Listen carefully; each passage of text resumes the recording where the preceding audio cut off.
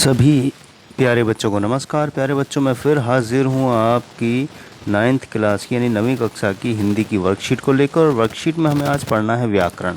और वर्कशीट यानी कार्यपत्रक नंबर आपकी 34 यानी 34 है और तिथि है 27 सितंबर 2021।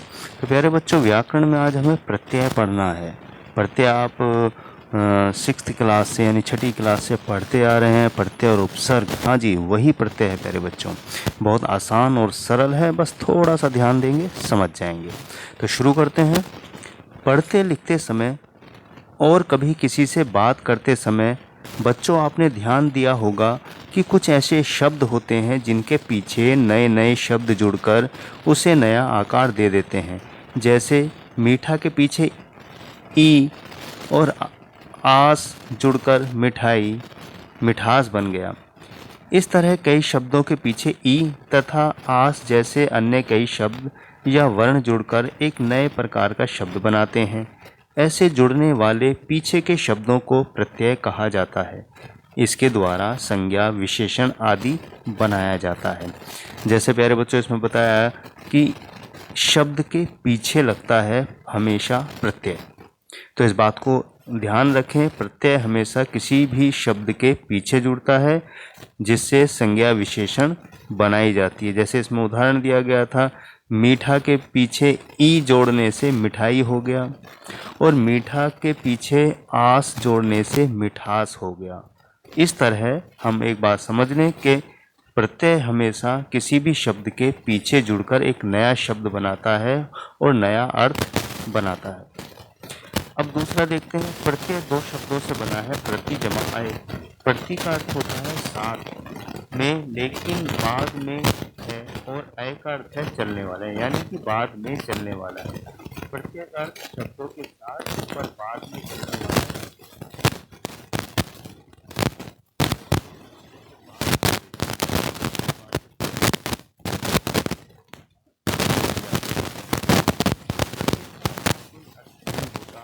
नहीं, इनका कोई अलग से प्रयोग होता है। तो इस नंबर 2 पॉइंट जो ध्यान रखने वाली बात है कि प्रत्यय का अपना कोई मीनिंग, अर्थ नहीं होता है। जब तक वो किसी शब्द के पीछे ना लग जाए और तब तक उसका कोई अर्थ नहीं निकलता है, और ना ही अलग से इनका कोई प्रयोग होता है। हमेशा ये शब्दों के पीछे जुड़कर ही नए शब्द बनाने में सहायता करते हैं। उपसर्ग शब्द के पहले जोड़े जाते हैं और प्रत्यय शब्द में सदैव पूंछ की तरह पीछे लगते हैं।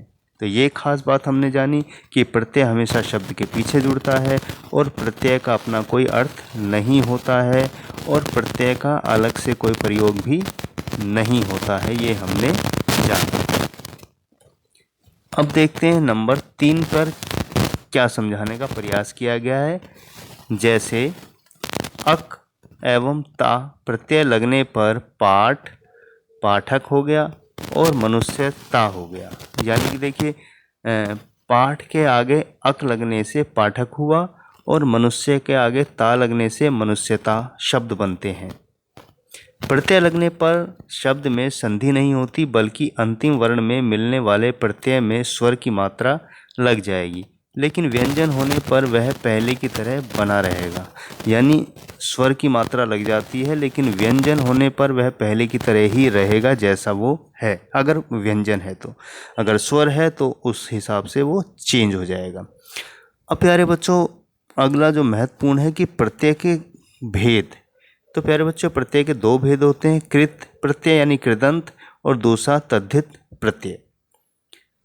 कृत प्रत्यय क्या होता है? वे प्रत्यय जो क्रिया के मूल रूप यानी धातु में जोड़े जाते हैं कृत प्रत्यय कहलाते हैं। जैसे लिख, अक यानी लेखक हो गया।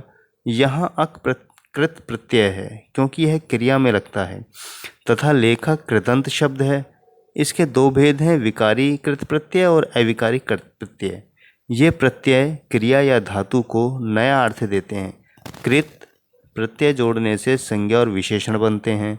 हिंदी में क्रिया के नाम के अंत का ना कृत प्रत्यय हटा देने पर जो भाग बच जाता है वही धातु है। जैसे पढ़ना का पढ़, कहना का कह, चलना का चल, धातु में ही प्रत्यय लगते हैं। कुछ उदाहरण इस प्रकार हैं। कुछ अन्य उदाहरण देखिए प्यारे बच्चे यहाँ दिए गए हैं, इसको हम ध्यान से देखकर समझ लें तो और आसानी होगी।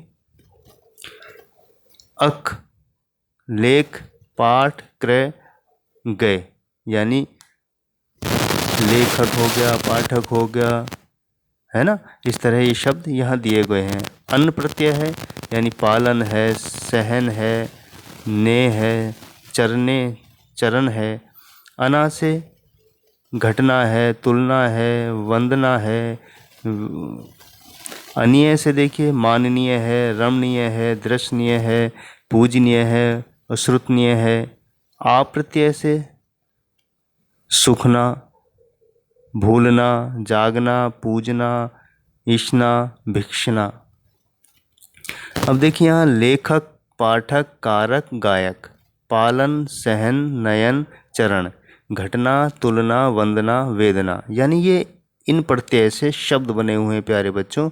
अब अन से हो गया, अना से घटना है, तुलना है, वंदना है, वेदना है। अनीय से माननीय है, रमणीय है, दर्शनीय है और पूजनीय है। अब आ से है सूखा, भूला, जागा, पूजा, इच्छा, भिक्षा। अब देखिए प्यारे बच्चों यहाँ वह है तद्धित। अभी तक हमने कृदंत जाना, अब तद्धित प्रत्यय जान लेते हैं। वे प्रत्यय जो धातु को छोड़कर अन्य शब्दों, संज्ञा, सर्वनाम व विशेषण में जुड़ते हैं, तद्धित प्रत्यय से बने शब्द तद्धितांत शब्द कहलाते हैं। जैसे सेठ, आनी, सेठानी। यहाँ आनी तद्धित प्रत्यय है तथा सेठानी तद्धितांत। अब देखिए यहाँ एग्जाम्पल दे रखे हैं, यहाँ आसानी से आप समझ जाएंगे। आई प्रत्यय है, यानी पछताना, जगना, ये शब्द हैं और इनसे देखिए क्या बनेगा, पछताई और जगाई।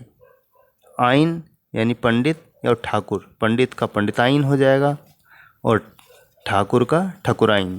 आई से पंडिताई, ठाकुराई, लड़ाई, चतुराई, चौड़ा, चौड़ाई। ये देखिए यहाँ पे उदाहरण दे रखा है आई प्रत्यय का, यानी पंडित से पंडिताई बना, ठाकुर से ठकुराई बना, लड़ से लड़ाई बना, चतुर से चतुराई बना और चौड़ा से चौड़ाई। आना से सेठ, नौकर, मत। अब यहाँ देखिए शब्द दे रखे हैं सेठानी, नौकरानी और मथानी। आयत से देखिए बहुतायत, पंचायत, अपनायत। मूल शब्द ये हैं, लेकिन आयत लगने से बहुतायत, पंचायत, अपनायत बन गया। आर या आरा देखिए लोहा, सोना, दूध और गांव से क्या बना, लोहार, सुनार, दुधार और गंवार। आहट से चिकना, घबरा, चिल, कड़वा।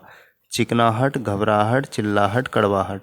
इल से फेन, कूट, ये मूल शब्द हैं, इनसे क्या बनेगा, इल शब्द जोड़ने से इन सब शब्दों में इल प्रत्यय जोड़ने से बनेगा फैनिल, कुटिल, तंद्रिल, जटिल, पंकिल और धूमिल। तो प्यारे बच्चों इस तरीके से हमने ये जाना कि प्रत्यय हमेशा शब्द के पीछे जुड़ते हैं और दो प्रकार के प्रत्यय जाने, कृत प्रत्यय और तद्धित प्रत्यय। कृत प्रत्यय हमने जाना कि क्रिया के मूल रूप यानी धातु में जोड़े जाते हैं, जैसे लिख में अक जोड़ा तो लेखक हो गया। इसी तरीके से हमने तद्धित प्रत्यय को जाना कि ये संज्ञा, सर्वनाम, विशेषण जैसे शब्दों में हमेशा जुड़ते हैं। उम्मीद है समझ आया होगा, बहुत सरल है, अभ्यास से आपको और आसानी से समझ आ जाएगा। अब कुछ प्रश्नों के उत्तर यहाँ पर हैं, वो भी हम देख लेते हैं। तो पहला हमारा प्रश्न है कि छलिया घटिया में कौन सा प्रत्यय है, तो सही उत्तर हमारा गा है, इया प्रत्यय है। आइए इनके ठीक से उत्तर देख लेते हैं।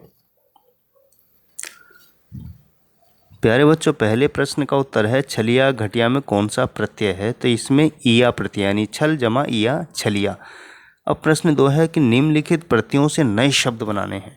अब देखिए ई प्रत्यय में गगरी और दुखी, यानी गागर से गगरी और दुख से दुखी। उक से भाव जमा उक, भावुक और चाप जमा उक, चाबुक। या से बुलाए, वैधव्य। ता से प्रभुता, मटकता। या से विद्या, मृगया। ती से अति, प्रीति, भजती। रू से बाजारू, संवारू। ना से क्रंदन, वंदन, खिन्न। वाला प्रत्यय से फल वाला, मिठाई वाला। ना से चलना, दौड़ना, खेलना, ये सब हो सकता है। अय्या वैया से झुलैया, सेवैया। माँ से मातम। हार से मणिहार, उपहार, खेवनहार। ईन से ग्रामीण, कुलीन। एस प्रत्यय से गिरे, मरे, लड़के, तड़के। ए से राधे, कौनते, यानी कुंती से कौनते बना, राधे से राधे बना। एरा से लुटेरा, कमेरा, सवेरा। औला से खटौला, सपोला और औटा से बिलौटा, कजरोटा। तो अगर आप थोड़ा सा ध्यान देंगे प्यारे बच्चों, बहुत ही आसान और सरल है, बहुत आसानी से आप समझ जाएंगे प्रत्यय को। ये ध्यान रखना है कि शब्द के पीछे ही प्रत्यय हमेशा लगता है, ना ही उसका अपना कोई अर्थ होता है, ना ही वो अलग से प्रयोग किए जाते हैं। और दूसरा कि आपको ये देखना है कि मूल शब्द कौन सा है और किस शब्द का अर्थ निकल रहा है। जब आप इस शब्द को ढूंढ लेंगे तो प्रत्यय भी अपने आप निकल कर बाहर आ जाएगा। तो अभ्यास से आपको बेहतर तरीके से समझ आएगा। अपनी पाठ्य पुस्तक से इस तरह के प्रत्यय ढूंढने का प्रयास कीजिएगा और उनको शब्द और मूल शब्द यानी मूल शब्द और प्रत्यय को भी अलग करने का प्रयास कीजिएगा, तो आपको बहुत आसानी से समझ आ जाएगा। तीसरा हमारा प्रश्न है कि निम्नलिखित शब्दों से प्रत्यय और मूल शब्द अलग कीजिए। यह है झगड़ालू, इसको हमें मुख्य शब्द और प्रत्यय को अलग करना है। तो इसका झगड़ जमा आलू, घुमक्कड़ में घूम जमा अक्कड़, सपेरा मतलब सांप जमा एरा। तो ये हमारे प्रत्यय हैं। एरा, अक्कड़ और आलू हमारे प्रत्यय हैं और ये वाले हमारे मूल शब्द हैं।